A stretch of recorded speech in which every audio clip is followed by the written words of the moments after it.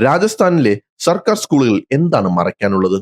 ഒരു സർക്കാർ സ്കൂളിന്റെ അവസ്ഥ അറിയാൻ അവിടെ പോകാൻ പാടില്ല. സ്കൂളിനുള്ളിൽ ഫോട്ടോ എടുക്കാൻ പാടില്ല, വീഡിയോ എടുക്കാൻ പാടില്ല, വിദ്യാർത്ഥികളോട് അഭിമുഖം നടത്താൻ പാടില്ല, ലൈവ് സ്ട്രീമിംഗ് പോലും പാടില്ല. ഇതൊക്കെ കേൾക്കുമ്പോൾ ആദ്യം തോന്നുന്ന ചോദ്യം ഇതാണ്: എന്തുകൊണ്ട്? രാജസ്ഥാനിലെ സർക്കാർ സ്കൂളുകളുമായി ബന്ധപ്പെട്ട് ഇപ്പോൾ വലിയ രാഷ്ട്രീയ വിവാദത്തിന് കാരണമായിരിക്കുന്നത് ഇതാണ്. ഓഗസ്റ്റ് 17 പുറത്തു വന്ന റിപ്പോർട്ടുകൾ പ്രകാരം രാജസ്ഥാൻ വിദ്യാഭ്യാസ വകുപ്പ് സർക്കാർ സ്കൂളുകളിൽ പുറത്തുനിന്നുള്ള ആളുകളുടെ പ്രവേശനത്തിനും ഫോട്ടോഗ്രാഫി, വീഡിയോഗ്രാഫി, അഭിമുഖങ്ങൾ, ഓഡിയോ റെക്കോർഡിംഗ്, ലൈവ് സ്ട്രീമിംഗ് എന്നിവയ്ക്കും നിയന്ത്രണങ്ങൾ ഏർപ്പെടുത്തി. സ്കൂൾ പ്രിൻസിപ്പലിന്റെ മുൻകൂർ അനുമതിയില്ലാതെ പുറത്തുനിന്നുള്ളവർക്ക് സ്കൂൾ ക്യാമ്പസിൽ പ്രവേശിക്കാനാകില്ല. വിദ്യാർത്ഥികളുടെ സുരക്ഷയും സ്വകാര്യതയും സംരക്ഷിക്കാനാണ് ഈ നടപടിയെന്നാണ് സർക്കാർ പറയുന്നത്. കുട്ടികളുടെ ചിത്രങ്ങളും വ്യക്തിഗത വിവരങ്ങളും അനുമതിയില്ലാതെ പുറത്തുവിടുന്നത് അവരുടെ സ്വകാര്യതയ്ക്കും സുരക്ഷയ്ക്കും ഭീഷണിയാകാം. അതുകൊണ്ട് തന്നെ സ്കൂളുകളിൽ ആരും എപ്പോഴും കയറി കുട്ടികളെ അഭിമുഖം ചെയ്യുകയോ ചിത്രീകരിക്കുകയോ ചെയ്യുന്നത് ശരിയല്ല എന്ന സർക്കാരിന്റെ വാദത്തിൽ ഒരു കാര്യമെങ്കിലും തീർച്ചയായും പരിഗണിക്കേണ്ടതുണ്ട്: കുട്ടികളുടെ സ്വകാര്യത സംരക്ഷിക്കപ്പെടണം.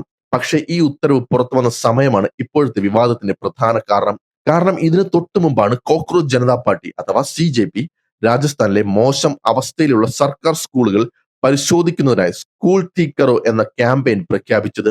ജയ്പൂർ, അജ്മീർ, ജോധ്പൂർ, ഉദയ്പൂർ, ധോൽപൂർ, ഭാരത്പൂർ, കോട്ട, ബാർമർ, ഹനുമാൻഗഡ് തുടങ്ങിയ സ്ഥലങ്ങളിൽ നിന്ന് സർക്കാർ സ്കൂളുകളുടെ മോശം അവസ്ഥയെക്കുറിച്ച് പരാതികൾ ലഭിച്ചിട്ടുണ്ടെന്നും അവിടങ്ങളിലെ സ്കൂളുകൾ സന്ദർശിക്കുമെന്നും CJP വ്യക്തമാക്കിയിരുന്നു. അതിനുശേഷം മണിക്കൂറുകൾക്കുള്ളിലാണ് സർക്കാർ സ്കൂളുകളിലെ പുറത്തുനിന്നുള്ള പ്രവേശനത്തിന് നിയന്ത്രണം ഏർപ്പെടുത്തിയത്. അതാണ് ഇപ്പോൾ ഉയരുന്ന വലിയ രാഷ്ട്രീയ ചോദ്യം: ഇത് കുട്ടികളുടെ സുരക്ഷയ്ക്കുള്ള നടപടിയാണോ, അതോ സർക്കാർ സ്കൂളുകളുടെ യഥാർത്ഥ അവസ്ഥ പുറത്തു വരാതിരിക്കാനുള്ള നിയന്ത്രണമാണോ? പ്രതിപക്ഷം രണ്ടാമത്തെ വാദമാണ് ഉയർത്തുന്നത്. കോൺഗ്രസ് നേതാക്കൾ ആരോപിക്കുന്നത് സ്കൂളുകളുടെ തകർന്ന കെട്ടിടങ്ങളും അടിസ്ഥാന സൗകര്യങ്ങളുടെ കുറവും അധ്യാപകരുടെ ക്ഷാമവും ജനങ്ങൾ കാണാതിരിക്കാനാണ് സർക്കാർ ഇത്തരം നിയന്ത്രണങ്ങൾ കൊണ്ടുവന്നതെന്നാണ്. പ്രതിപക്ഷ നേതാവ് ടീക്കാറാം ജുല്ലി പോലും സർക്കാരിനെതിരെ സിവിൽ നിയമലംഘന പ്രസ്ഥാനം ആരംഭിക്കുമെന്ന് മുന്നറിയിപ്പ് നൽകിയിട്ടുണ്ട്. പക്ഷെ സർക്കാർ പറയുന്നത് ഒന്നും മറയ്ക്കാനില്ല എന്നാണ്. വിദ്യാഭ്യാസ മന്ത്രി മദൻ ദിലാവർ പറയുന്നത് സർക്കാർ സ്കൂളുകൾ പൊതുസ്ഥലങ്ങളല്ലെന്നും വിദ്യാർത്ഥികളുടെ സ്വകാര്യത സംരക്ഷിക്കേണ്ടത് സർക്കാരിന്റെ ഉത്തരവാദിത്തമാണെന്നുമാണ്. അതുകൊണ്ടൊരു ചോദ്യം ഇവിടെ വളരെ പ്രധാനമാണ്: സുതാര്യതയും കുട്ടികളുടെ സ്വകാര്യതയും തമ്മിൽ തിരഞ്ഞെടുക്കേണ്ടി വരുമോ? അല്ല, രണ്ടും ഒരേ സമയം സംരക്ഷിക്കാനാകും. ഉദാഹരണത്തിന്, ഒരു വ്യക്തിക്ക് സ്കൂളിൽ കയറി കുട്ടികളുടെ മുഖം ചിത്രീകരിക്കാൻ അനുമതി നൽകേണ്ട ആവശ്യമില്ല. വിദ്യാർത്ഥികളുടെ വ്യക്തിഗത വിവരങ്ങൾ പുറത്തുവിടുന്നതും അനുവദിക്കേണ്ടതില്ല. പക്ഷേ അതേസമയം ഒരു സർക്കാർ സ്കൂളിന്റെ കെട്ടിടം തകർന്നു കിടക്കുകയാണെങ്കിൽ, ക്ലാസ് മുറികളിൽ അടിസ്ഥാന സൗകര്യങ്ങളില്ലെങ്കിൽ, ടോയ്ലറ്റ് സൗകര്യങ്ങൾ മോശമാണെങ്കിൽ, അധ്യാപകരുടെ കുറവുണ്ടെങ്കിൽ അതൊക്കെ പൊതുജനങ്ങൾക്ക് അറിയാനുള്ള അവകാശമില്ലേ? കാരണം സർക്കാർ സ്കൂൾ എന്നത് ഒരു സ്വകാര്യ സ്ഥാപനമല്ല, അത് പൊതുപണത്തിൽ പ്രവർത്തിക്കുന്ന സംവിധാനമാണ്. അവിടെ പഠിക്കുന്നത് പൊതുജനങ്ങളുടെ കുട്ടികളാണ്. അവിടേക്ക് പോകുന്ന പണം പൊതുജനങ്ങളുടെ നികുതി പണമാണ്.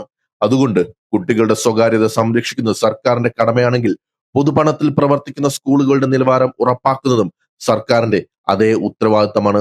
പുതിയ മാർഗനിർദ്ദേശങ്ങളിൽ സന്ദർശകർക്ക് വിസിറ്റർ രജിസ്റ്ററുകൾ പേര് രേഖപ്പെടുത്തണമെന്നും അനുമതിയില്ലാതെ പ്രവേശിച്ചാൽ നടപടി സ്വീകരിക്കാമെന്നും പറയുന്നു. ക്ലാസ് മുറികൾ, ലാബുകൾ, ലൈബ്രറികൾ, ഹോസ്റ്റലുകൾ, കളിസ്ഥലങ്ങൾ, ടോയ്ലറ്റുകൾ തുടങ്ങിയ വിദ്യാർത്ഥികൾ ഉപയോഗിക്കുന്ന ഇടങ്ങളിലേക്കും പുറത്തുനിന്നുള്ളവർക്ക് നിയന്ത്രണമുണ്ട്. ഫോട്ടോ, വീഡിയോ, അഭിമുഖം, ഓഡിയോ റെക്കോർഡിംഗ്, ലൈവ് സ്ട്രീമിംഗ് എന്നിവയ്ക്കും മുൻകൂർ എഴുത്തുപരമായ അനുമതി ആവശ്യമാണ്. നിയമലംഘനമുണ്ടായാൽ Bharatiya Nyaya Sanhita, POCSO act, juvenile justice act, information technology act തുടങ്ങിയ നിയമങ്ങൾ പ്രകാരം നടപടിയെടുക്കുമെന്നും സർക്കുലറിൽ പറയുന്നു. അതിനാൽ ഇത് വെറും ഒരു ഫോട്ടോ എടുക്കാൻ പാടില്ല എന്നൊരു ചെറിയ ഉത്തരവായി കാണാനാകില്ല. ഇത് സർക്കാർ സ്ഥാപനങ്ങളിലെ പ്രവേശനം, നിരീക്ഷണം, മാധ്യമ ഇടപെടൽ, പൊതുസമൂഹത്തിന്റെ പരിശോധന എന്നിവയെ ബാധിക്കുന്ന വലിയ വിഷയമാണ്. ഇവിടെ സർക്കാരിനോട് ചോദിക്കേണ്ടത് വളരെ ലളിതമായ ഒരു ചോദ്യമാണ്: സ്കൂളുകളുടെ യഥാർത്ഥ അവസ്ഥ പുറത്തു വരുന്നത് പ്രശ്നമാണോ, അതോ സ്കൂളുകളുടെ അവസ്ഥ മോശമായിരിക്കുക തന്നെയാണോ പ്രശ്നം? സ്കൂളിന്റെ സുരക്ഷ മോശമാണെങ്കിൽ അത് ശരിയാക്കണം. മേൽക്കൂര ചോരുന്നുണ്ടെങ്കിൽ അത് നന്നാക്കണം. ടോയ്ലറ്റ് ഇല്ലെങ്കിൽ നിർമ്മിക്കണം.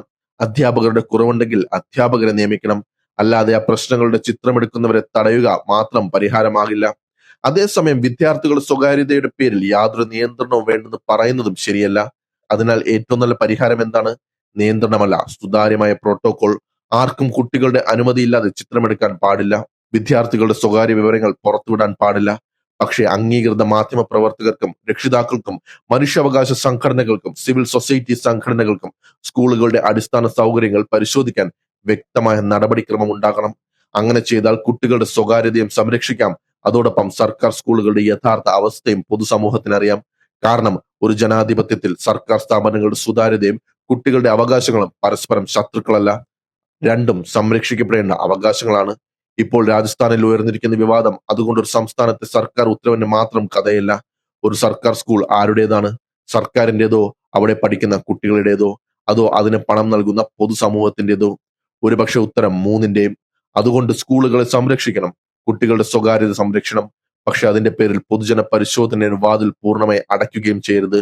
കാരണം ഒരു ജനാധിപത്യത്തിൽ കാണാൻ പാടില്ല എന്നതിനേക്കാൾ പ്രധാനമാണ് എന്തുകൊണ്ട് കാണാൻ പാടില്ല എന്ന ചോദ്യം.